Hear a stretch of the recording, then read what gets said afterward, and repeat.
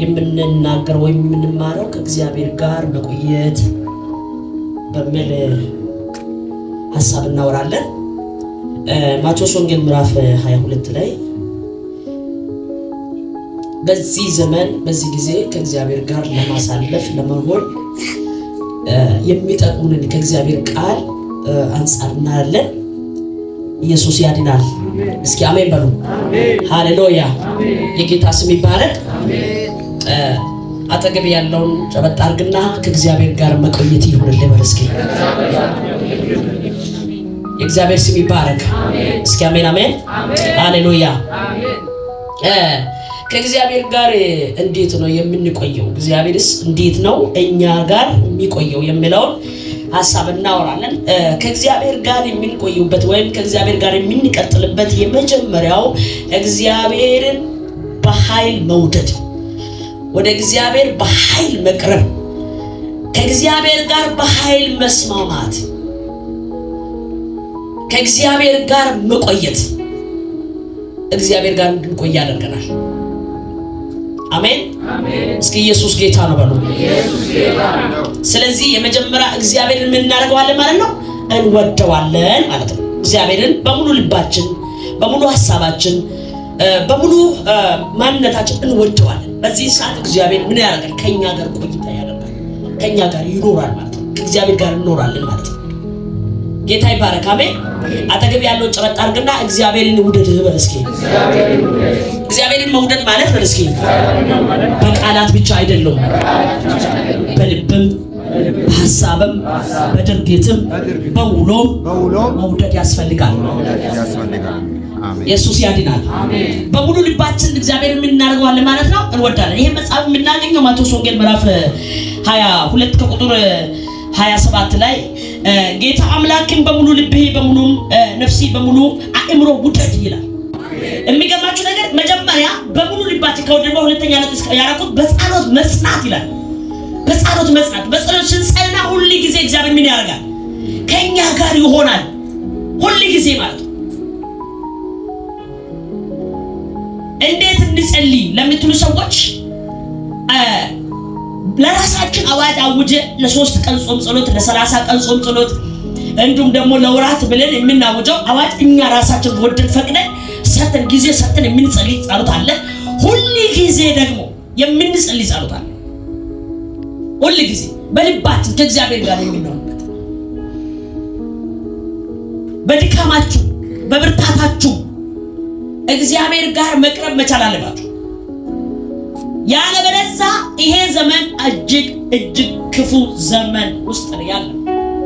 ከእግዚአብሔር ጋር እንድንቆይ ሳይሆን ከእግዚአብሔር ቤት እንድንወጣ የሚያባብሉ ነገሮች አሉ። እነዚህ ሁሉ የሚቀርፉት ምን ስናደርግ ነው? ሞር በቃ ይልቅ ወደ እግዚአብሔር መቅረብ ስንችል፣ ይልቅ ወደ እግዚአብሔር መግባት፣ ወደ እግዚአብሔር ጉያ መቅረብ ስንችል እግዚአብሔር ከኛ ጋር ይሆናል። የእግዚአብሔርን ፍቅር ይገባናል ማለት ነው። ስለዚህ እኔ እግዚአብሔር ወደዋለሁ ከምን ይልቅ ያልፋል። የምንወደው በምን ነው የምናሳየው? በተግባር እናሳያለን። በተግባር እግዚአብሔርን ስንወደው በምን? በተግባር የምንወደውን ነገር እንጥልለታለን። እግዚአብሔርን መውደድ ስንጀምር የምንወደውን የምንፈልገውን ሐሳባችን፣ ስሜታችን፣ ነገራችን፣ እንቅስቃሴያችን ለሱ መተው እንችላለን ማለት ነው። መተው እንጀምራለን ማለት ነው። እግዚአብሔርን በልባችን መውደድ ስንጀምር ማለት ነው። ኢየሱስ ያድናል። እስኪ አሜን በሉ። በጸሎት መጽናት ሁሉ ጊዜ። ምክንያቱም ስለላል ብቻ ኢየሱስ ጌታ ነው። በቃ በጸሎት ወደ ጸሎት ቤት ሄዳለሁ፣ ቸርች ሄዳለሁ፣ ከሚጸልዩት ህብረት ጋር እጸልያለሁ፣ ከጸሎት ህብረት ጋር ህብረት አደርጋለሁ። ከዛ በኋላ እንደዚህ የሆነ ነገር ክፍት እባክህ ዛሬ ደብሮኛል ቸርች ማለት መጸለይ ማለት ፈልግ በቃ እንደዛ አይባል። የምትወደው ነገር ሲያመጣልህ የምትወደው ነገር ቢጠፋ ከእግዚአብሔር ጉያ ፈቀቅ አትበል። በምን? ፊቱን በመፈለግ። አሜን። እስኪ አሜን በላ። ሃሌሉያ። በደንብ ስሙ እናንተ ወጣቶች። በእውነት ከእግዚአብሔር ጋር መቆየት እድለኝነት ነው። ከእግዚአብሔር ጋር መቆየት መመረጥ ነው። ከእግዚአብሔር ጋር መቆየት በእግዚአብሔር ዓይን ፊት ተቀባይነትን ማግኘት ነው። ሞገስን በፊቱ ያገኘ ሰው ከእግዚአብሔር ፊት ይቆያል። አይሰለቸውም። የሆነ የእግዚአብሔር ቃል አይሰለቸውም። የሆነ ጸሎት አይሰለቸውም። አምልኮ እናድርግ ሲባል የሆነ ሙድ እስኪመጣ ድረስ የሆነ ነገር እስኪሆን አይልም።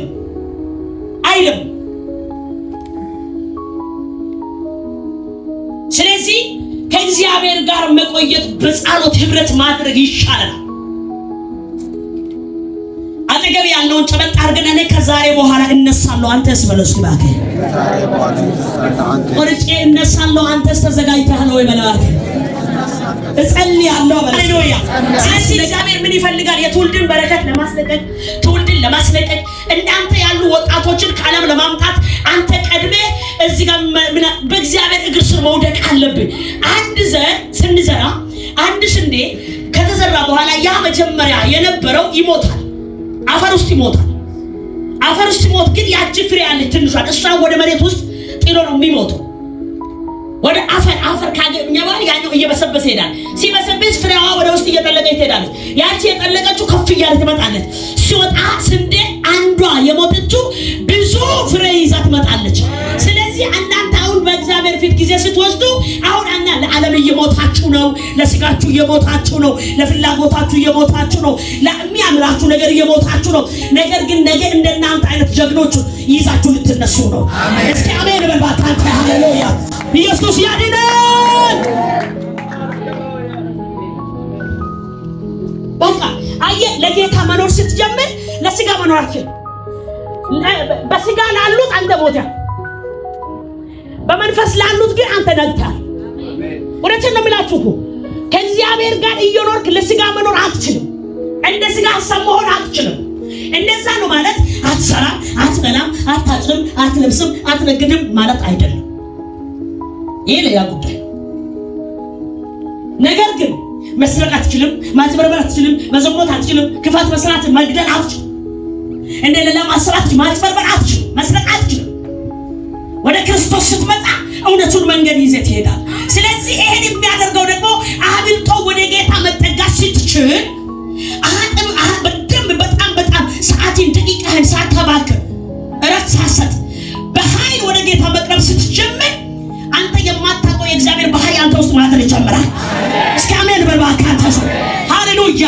እስኪ የእግዚአብሔር ባህሪ በሉ እስኪ ይለያል በሉ እስኪ እባካችሁ። ስለምን ጉዳይ እያወራን ነው? በእግዚአብሔር ጋር ስለመቆየት ከእግዚአብሔር ጋር ጊዜ ስለመውሰድ እያወራን። ጊዜ ውሰዱ ከእግዚአብሔር ጋር ጊዜ ስትወስዱ ደግሞ አንዱን የስጋውን ነገር እንደዚህ አስከትላችሁ አንዱን አንዱን ጥላችሁ ሳይሆን የሚወርቅ ነገር ጥላችሁ የማይወርቅ ቃሉን ይዛችሁ ወንጌልን ይዛችሁ ተንበርከኩ። ወንጌልን ይዛችሁ ጸልዩ። ወንጌልን ይዛችሁ አገልግሉ። ወንጌልን ይዛችሁ ከፊት ለፊት ውጡ። እግዚአብሔር ያስቀድማችኋል። እስኪ አሜን በል እባክህ። ሃሌሉያ። እስኪ ሃሌሉያ በል እስኪ። አጠገብ ያለው ነካ አድርግና በእኔ ዘመን ክሳራ አይሆንም በል እስኪ። በእኔ ዘመን ብክነት አይሆንም በል እስኪ። አንድ ምስል ልንገራችሁ። ከእግዚአብሔር ጋር ጊዜ መውሰድ ስትጀምር አንዲት ደቂቃ ሽራፊ የሚባክን ሰዓት አይሆንም። ጌታ ምስክር። አንድ ሽራፊ ደቂቃ አንተ ነው ጌታ ጋር አንድ ሽራፊ ደቂቃ የሆነ በቃ ሰከንድ የባከነ ጊዜ የለም። ሁሉ ጊዜ አንተ ስራ ላይ ነህ። ለሚያየው ግን ስራ የሌለ ይመስላል፣ አንተ ግን ስራ ላይ ነህ። ለሚያየው ግን ማትጸልይ ትመስላለህ፣ አንተ ግን ጸሎት ላይ ነህ። አሜን በል እባክህ አንተ ሰው። ይሄ እየገባችሁ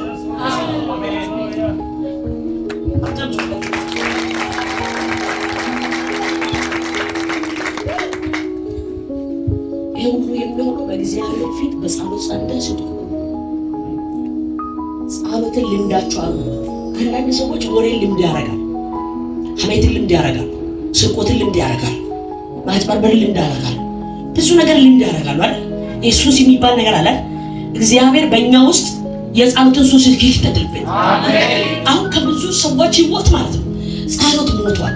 ዛሬ አንድ ጤት እያወራችኝ እኔ ሙሉ ለሙሉ ጸሎት የሚባል ነገር አቁሜያለሁ አለች። ቤት መጣ ነበርሽ ሙሉ ለሙሉ ግን በጣም ደክሞኛል። አገልጋዮች ሲያገለግሉ ይበረታሉ፣ እኔ ግን የጸሎት ህይወት የለኝም ማለት ነው። ታዲያ አንቺ ሞተሻል ማለት ነው እንዴ? እዚህ ጋር ስትመጪ ሃሌሉያ አሜን ብለሽ ትሄጃለሽ፣ ቤት ስትሄጂ ሞተሻል። ይሄ ማለት ከባድ ነው። ከባድ የክርስትና ኪሳራ ላይ ያላችሁ እውነቴን ነው የምላችሁ። ስለዚህ ከዚህ ቀን በኋላ ግን መንበርከክ ጀምር ነው። እውነትም ብለሻል። ከዚህ በኋላ ታጥቅ ይነሳል። ካልጸላችሁ ከባድ ወድቃችሁ አትነሱ፣ ተኝታችሁ አትነሱ። በቃ ጸልዩ፣ ሁላችንም እንጸልይ። ተኝተን መንበርከክ ካልቻልኩ ጉልበት ምናምን ያም ከሆነ እዛ በተኛበት ጸልይ። እግዚአብሔር ይሰማል። የልብ አምላክ ይኸው አንድ ነገር አምናለሁ እኔ በጸሎት ልፍለፋ ብዛት ሳይሆን ወደ እግዚአብሔር እንደቀረብ አቅራቦት ነው፣ አቀራረብ ነው እግዚአብሔር የሚሰማው። ሰማኸኝ? በጸሎት ይሁን ልፍላፋ ድርዳራ በቃ ይሁን ከዛ በዛም ሳይሆን ሁለት ቃል ይዘሽ በእግዚአብሔር ቤት ተንበርከከሽ ተነሳ፣ እግዚአብሔር ይሰማሃል። አሜን አሜን አሜን። እስኪ እግዚአብሔር ይሰማኛል በሉ እስኪ። ሃሌሉያ። እግዚአብሔር የጸሎትን የልፍላፋ የቃላቶችን ብዛት ሳይሆን የሚያይ የአቀራራቢን ሁኔታ ነው የሚያይ፣ ውስጥ ልብ ነው የሚያይ። አሜን። እስኪ ወደ ጌታ ስትቀርብ በል እስኪ አቀራራቢን አሳምር በል እስኪ።